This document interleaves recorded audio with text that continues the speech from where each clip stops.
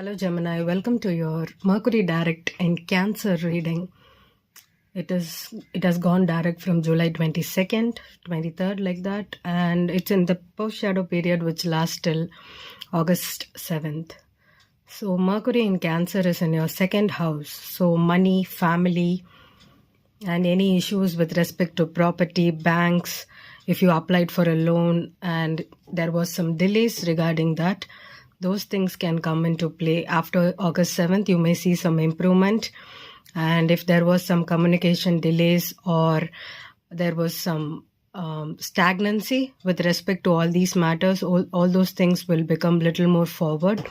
And July 22nd, 20th, we had the Barball's basket.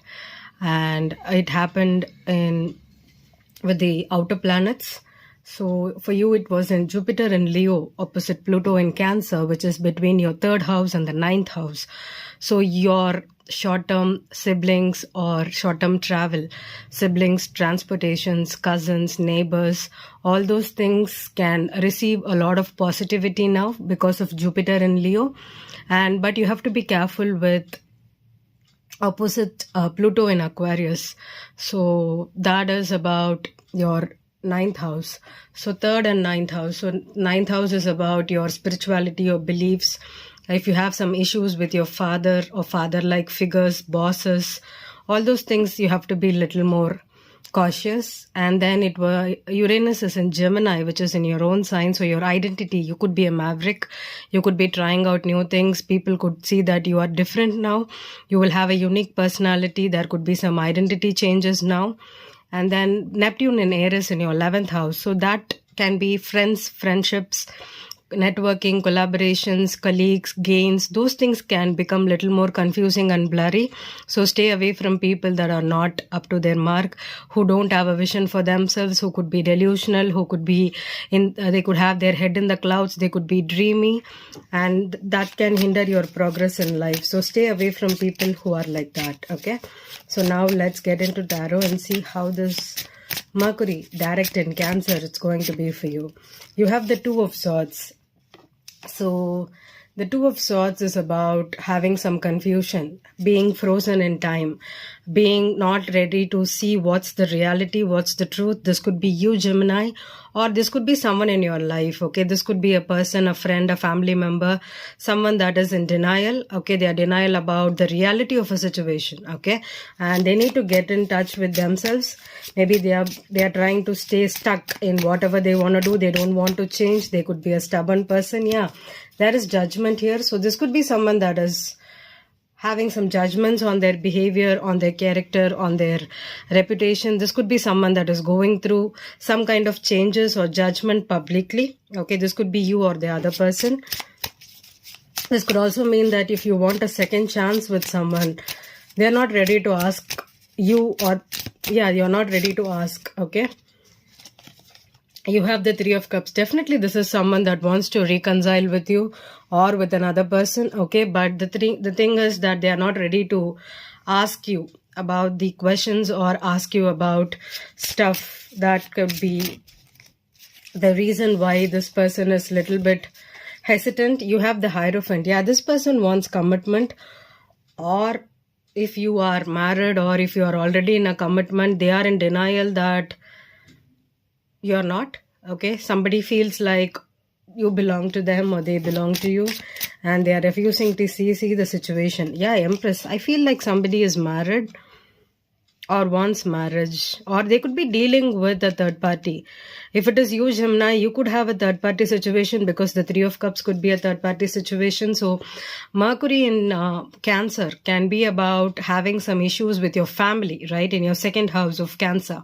So if you're married, or if you're trying to get out of a marriage, out of a legal contract, one of you is out, but the other person doesn't want to break it off. That's the reason why you're having these issues, especially if you are in a commitment. Yeah, lovers. This could be someone that was in love with you or in love with another person. Okay, this person could be in love with you, or they could have a choice that they are hesitant to make. Okay, this person is not making a clear decision.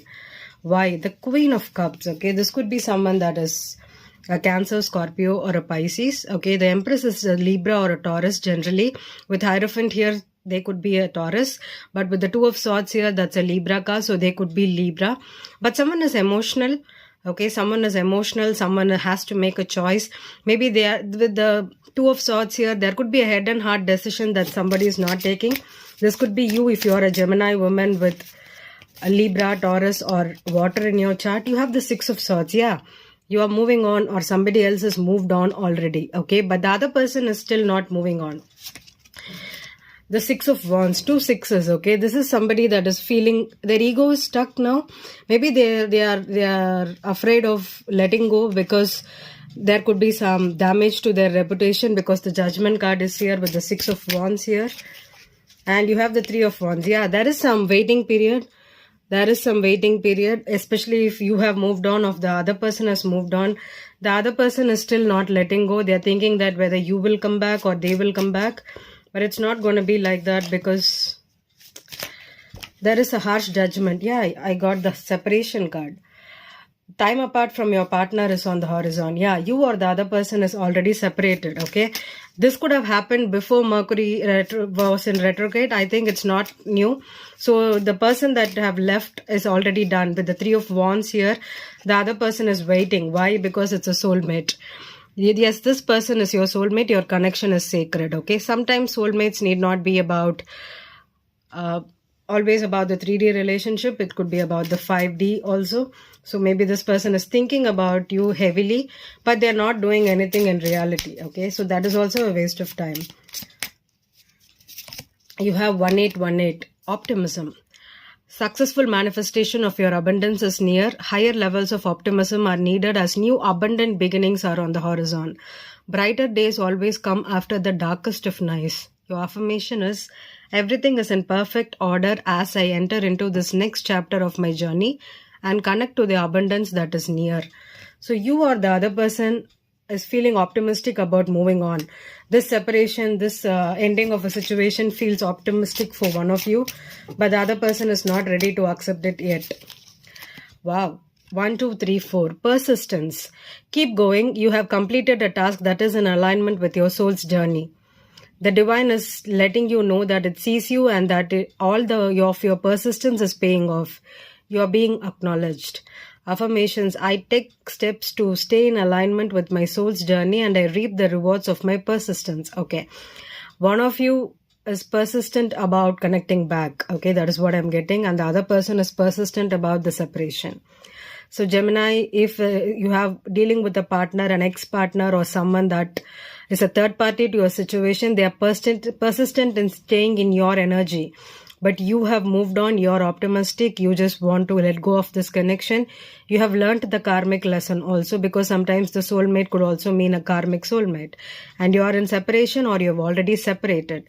So once this Mercury turns direct, you will be understanding that this person, no matter how persistent they are to get a chance with you or to come back into your life, I think you're separating, you're moving on. Okay, and that's the lesson for you.